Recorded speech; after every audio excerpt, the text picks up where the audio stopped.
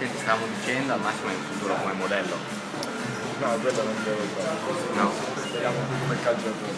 A proposito, sono state delle voci proprio negli ultimi giorni, qualche squadra di Serie A avrebbe messo gli occhi su di te, si dice Napoli e Verona, tu come le prendi queste voci? Magari, però sono solo voci, per quanto ne so io, a me sono arrivate queste voci tramite giornali, non c'è nulla di vero per quanto mi riguarda. Io penso soltanto adesso alla partita che abbiamo, a questo fine di girone che dobbiamo fare il più possibile. Però fanno un bel gioco. Sì, naturalmente fanno un effetto bellissimo, però ho paura che distraggano troppo, dobbiamo concentrarci e basta. Tu comunque mi sembri abbastanza concentrato, anche perché la partita contro la Ternana, se ce n'è una decisiva, visto che lo scontro diretto, vincendo si potrebbe risalire se mancare proprio la Ternana.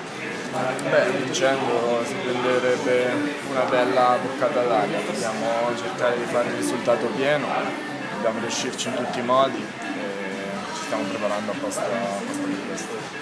Mutti adesso non so se farà il 4-4-2 o resterà il 4-2-3, però se dovesse confermare il 4-3 è il modulo disegnato per te, perché finalmente potrai esprimerti anche nel tuo ruolo naturale.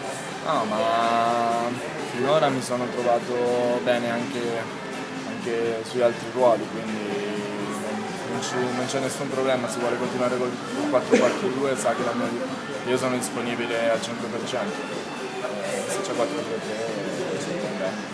Senti, fisicamente come stai? Hai accusato un po' le tante partite che giocate, visto che non mi vengo vedo